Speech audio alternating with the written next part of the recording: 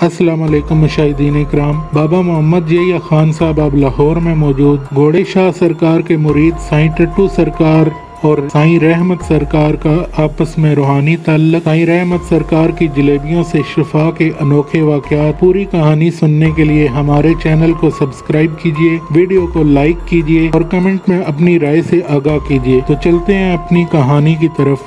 हाँ, तो मैं जिक्र कर रहा था घोड़े शाह की मस्जिद में बाबा रहमत साईं और मैं टट्टू साईं सरकार के टांगे दबा रहे थे। बड़ा लुत्फ और सुरूर हासिल हो रहा था। यकायक शैतान राजीम ने मेरे दिल में टट्टू साईं सरकार के बज़ाहिर मैल कुचैल से भरे लिथड़े हुए पाँव के बारे में तकद्दर और कराहत पैदा कर दी। फिर अचानक टट्टू साईं ने अपना पाँव मेरे जानों से उठाकर उधर बाबा रहमत साईं की गोद में रख दिया। उनके इस अमल से मुझे यही महसूस हुआ कि उन्होंने मेरी सोच और मेरे दिलो दिमाग की कैफियत को कश्फ या अपनी बातनी तसर्रुफ से जान लिया था, या फिर इसे महज इत्तफाक ही कहा जा सकता था। बहरहाल बाबा रहमत साईं को भी आमादा इल्तिफात न पाकर मुझे बहर तौर वहाँ से रुखसत होना पड़ा। जो ही मैं दरबार शरीफ के दरवाजे से निकलकर बाहर बाजार में उतरा तो मेरे अंदर ये एहसास शिद्दत पकड़ चुका था कि मैंने आज अपना बहुत बड़ा नुकसान कर लिया है। शैतान ने मेरे दिल में वसवसा डालकर मुझे बहका दिया। टट्टू साईं का अचानक अपना पाँव खींचना और फिर बाबा रहमत साईं का अजीब सी नजरों से मुझे घूरना और मेरी बात का जवाब देने की जरूरत महसूस न करना, ये सब इसीलिए था कि मुझसे बेअदबी सरजद हो चुकी थी। मगर अब क्या हो सकता था, होने वाली बात तो हो चुकी थी।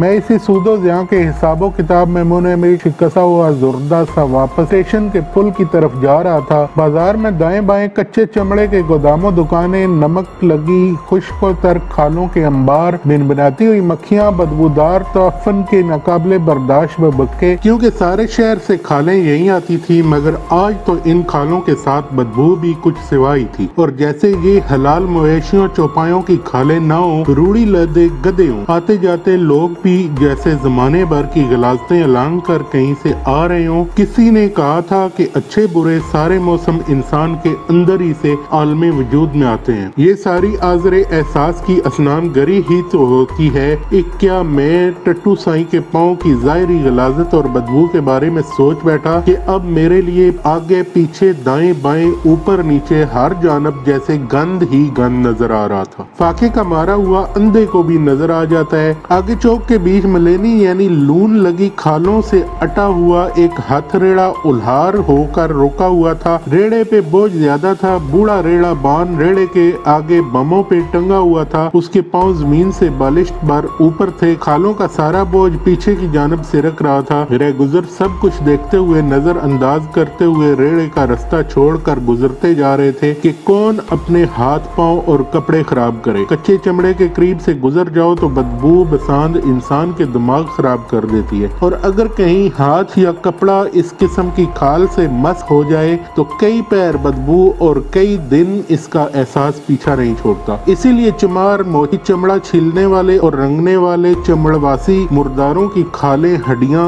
और चर्बी उतारने वाले चंगड़ चिक्याड़े, अदौड़ी दबाग, चर्मदोज अपना कारोबार कारखाने, डूबे और तालाब वगैरह आबादी से परे हटकर वीरान और अलहदा जगहों पर ही रखते हैं ताकि अल्लाह की मखलूक बदबू के आजार से महफूज रहे। ये स्टेशन के पीछे और घोड़े शाह के दरबार के कुर्बो जवार में जो सैकड़ों चमड़े के गोदाम वगैरह हैं, ये इलाका भी कभी लाहौर शहर से बाहर ही था। वाकई गिराव और नई आबादियों के फैलाव ने अब इस इलाके को शहर के वस्त में कर लिया है। वो रेड़े के बम पे टंगा हुआ रेड़ा बान बीच बाजार रेड़े का उल्हार लिए हुए था। ये तो मैज रेड़े का उल्हार, नम नमंदे चाम का बार और सुंदी तफन कारोबार था। मगर यहाँ तो रीढ़ की हड्डी के ऊपर हल्के पे उल्हार था। खाल वहाँ भी थी, जिंदा पोर उतरती हुई चौक बाजार वहाँ भी था। मगर सब ही रुके जमे हुए तमाशा देख रहे थे। मैं अब रेड़े के बराबर पहुंच चुका था। रेड़े पे खालें पीछे की जानब सिरक रही थी। मैं फौरन पीछे होकर अपने दोनों हाथों से रेड़े को थाम कर ऊपर उठाने की कोशिश करने लगा। उम्र छोटी, हिम्मत ताकत कम और खालों का बोझ ज्यादा। आते जाते गुजरते हुए लोग देख भी रहे थे कि लड़का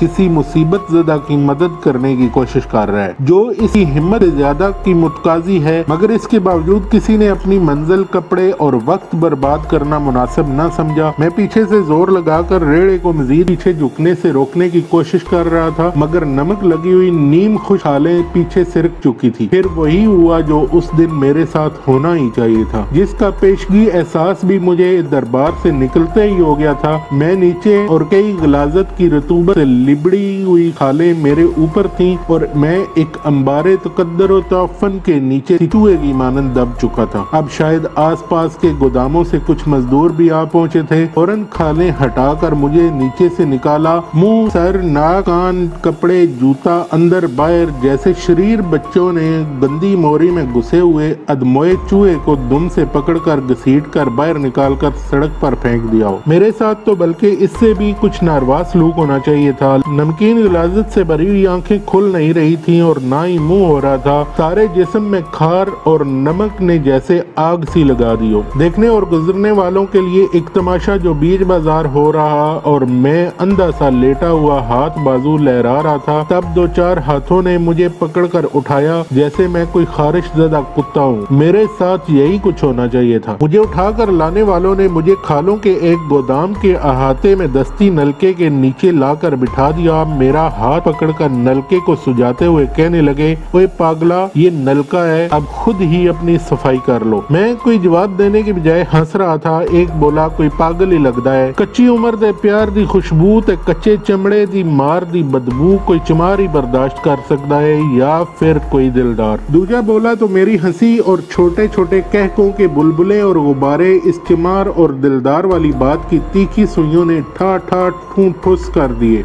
और मैं जुमांदरू हाफजों की मानंद अपने दीदे डेले अपनी बंद आंखों में ही घुमाता रह गया, जिधर मट्टी कंकर मिला मैला नमक एक क़यामत बपा किए हुए था। कैमरे, आंख और दुकान का शटर जब गिरकर बंद हो जाता है तो बाहर का हर मंजर स्याह सफेद और सूदो ज़िया का सर्दो गर्म ओझल हो जाता है। अब कहाँ की बदबू, कैसी बदमजगी और बदनुमाई। शटर गिर गया था, सिर्फ बाहर का चमार और अंदर का दिलदार ही सामने थे। यही एक और पर्दा हटा के खुली आंखें ही बंद शटर हैं, जबकि बंद आंखों के पीछे बड़े दिलफरेब मंजर, बड़ी वाज़ह हकीकतें और रोशन रास्ते हैं। शाम के साए गहरे हो चुके थे। चमड़े खालों के इस गोदाम में बसने वाली बदबुओं, अजली चमगादड़ें खुदा जाने कहाँ गायब हो गई थी। जिस्मो लिबास से लिपटी हुई गंदगी कराहत आमेज बू भी जैसे दम साधे कहीं सो गई थी। अंदर के मंदिर में कोई कलंदर जागो मोहन प्यारे का अलाप कर रहा था। अचानक नलके की हत्थी पे कोई हाथ आया। जल की अमृत धारा किलबिला कर बाहर निकली। एक मेहरबान से हाथ ने मेरा सर दार के नीचे कर दिया था। समय, सुर और जल की दारें इंसान को जल थल किए बिना नहीं छोड़ती और अंदर बाहर से भिगो देती हैं। इन तीनों दारों ने जैसे मुझे धोकर ज़ाहिरी बातनी गलाजतों से साफ कर दिया हो। जिंदगी में सिर्फ दो बार ऐसा नहलाया गया कि फिर हसरत ही रही कि कोई ऐसा नहलाए। एक मर्तबा इस खालों के गोदाम में इस नलके के नीचे, दूसरी बार रहमतों के गोदाम हरमे पाक में मेजाबे रहमत के ऐन नीचे। उस रोज ऐसा खुलकर मींह बरसा था कि पहले और बाद के बरसों में ऐसा ना बरसा। रब जाने मैं कब तक नलके के नीचे रहा, मेरे साथ क्या बीती। बस अगर कुछ याद है तो इतना कि बाबा रहमत साईं मेरे ऊपर झुके हुए मेरे बालों में तेल लगा रहे थे। मेरे जिस्म सादा लिबास था, आंखों में सुरमा और जिस्मो लिबास से बीनी बीनी खुशबू आ रही थी। मान मेरे मुंह से निकला, बाबा जी आप यहाँ, अस्सलाम वालेकुम। वालेकुम अस्सलाम कहते हुए वो जेरे लब मुस्कुराए और फिर बोले, अल्लाह के वली, यहाँ कर्फ्यू लगा हुआ है या मेरे आने जाने पे कोई पाबंदी है? बस तुम्हें नहलाने के लिए आ गए। लेकिन आपको कैसे पता चला मैं यहाँ? मैं बिन सोचे समझे बोले जा रहा था, अल्लाह के वली, अल्लाह का शुक्र है कि तुम्हें कुछ ज्यादा चोट नहीं लगी, बस खाले ऊपर पड़ने से जरा दबशब लग गई है। लोग इकट्ठे हो गए थे। टट्टू साईं सरकार ने मुझे हुक्म दिया कि जाओ बछड़े को नहलाओ धुलाओ और कपड़े बदलवाओ। मोहम्मद जैया को घर भिजवा कर कपड़े मंगवाए और तुम्हें नहलाया धुलाया, कपड़े पहनाकर खुशबू तेल सुरमा लगाया। कहो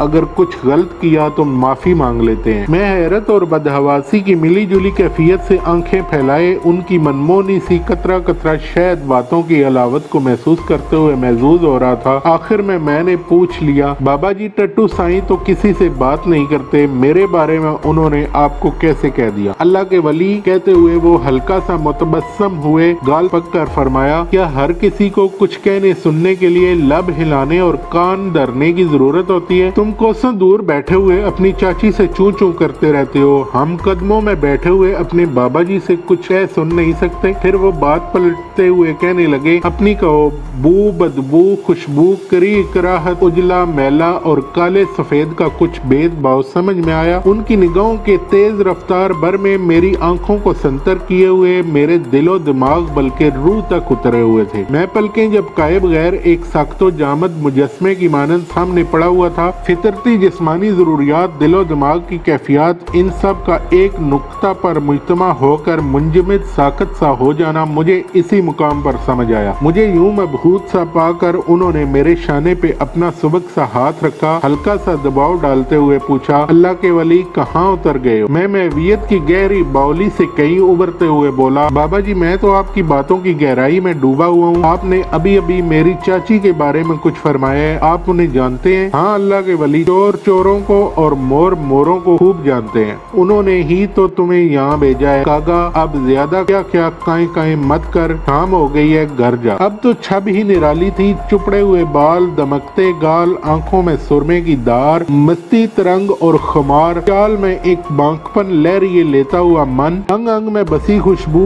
दिया बत्ती रोशन होते होते मैं स्टेशन वाला पुल पार कर चुका था। बाहर निकला, सामने एक तांगे वाला खड़ा आवाजें लगा रहा था, दाता सरकार, दाता दरबार। दाता सरकार के नाम पे चौंका, एक निगाह दाता दरबार, दाता सरकार कहने वाले पे डाली, फिर निगाह वापस पलटने से इनकारी हो गई कि वहीं कुर्बान हो गई। एक बांका छैल छबीला सा नौजवान, खिलता हुआ मीदा मिलीदा रंग आंखों में जैसे किसी ने कुतबी तारा गोट पीस कर भर दिया हो। मैं अजली जमाल परस्त, जमाल में कमाल और कमाल में जमाल खोजने पूजने वाला पुजारी देखता ही रह गया। पिछली भूल गई, अगली सर पड़ गई। मेरे साथ अजल से यही कुछ होता है, यानी नया सफर है, पुराने चिराग गुल कर दो। इस कारज़ारे हयात में दरअसल कुछ भी पुराना या नया नहीं होता, कड़ी से कड़ी, लड़ी से लड़ी जुड़ती रहती है। और ये मेरा वाला मामला और सिलसिला तो हवाओं में गिरे लगाने, बहते पानियों पे हकायते कल्बो नजर लिखने और जज्ब के आतिशकदों में दफ्तरे जनू तलब करने वाला सिलसिला है। इसका तो यही तरीको तौर है, सबक याद कर लो तो सजा मिलती है, बाजी जीत लो तो बसात मुंह पे मार दी जाती है, चाह लो तो दीवार में चुन लिया जाता है, सच कह दो तो खाल खींच ली जाती है, और कभी तो बंदा घर और घाट के दरमियान ही चू चू करता रहता है। न दुनिया की चुपड़ी मिलती है और न दीन की खिचड़ी नसीब होती है। इस राह में खूब घसूट होती है, कभी कांटों पे नंगे पिंडे तो कभी पत्थरों पे हाथ पांव बांध कर खूब रगड़ा जाता है, गोद में बिठाकर अमरतियां खिलाई जाती हैं, तो कभी बीच बाजार कच्ची गलीज बदबूदार खालें ऊपर फेंकवाई जाती हैं, कभी निकाला जाता है तो कभी बुलाया जाता है, तख्ताए जमीन को तंग कर दिया जाता है, वजूद को बाय से नंग कर दिया जाता है, रास्ते मसदूद, हर सही असलो बेसूद।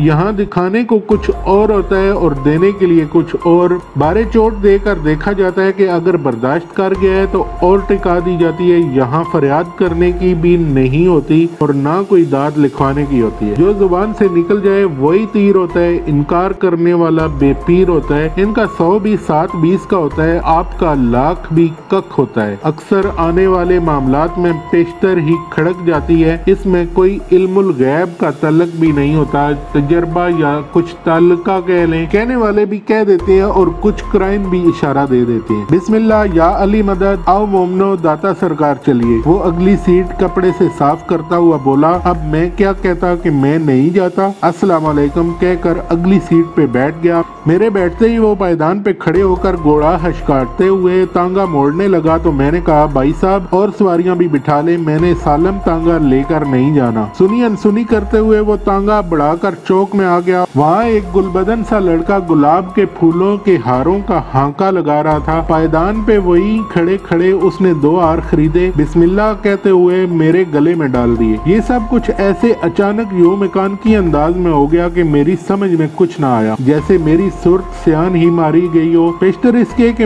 इसे मैं कुछ कहता, वो बिस्मिल्लाह कह तांगा आगे बढ़ा चुका था। इस राह पे तो कदम कदम तहय्युर तरद्दुदात से वास्ता रहता है।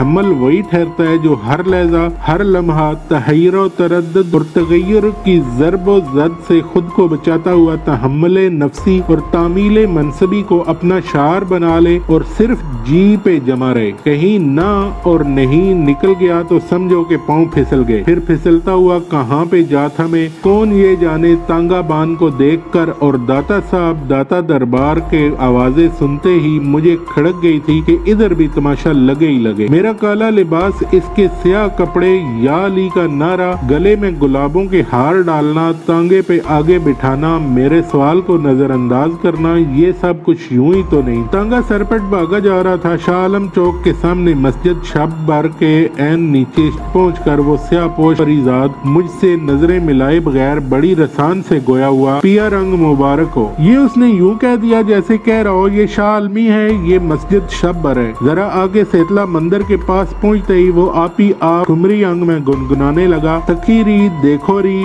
پیا رنگ کالا، اپنے رنگ میں موہ رنگ ڈالا. سکھی ری دیکھو ری پیا رنگ کالا.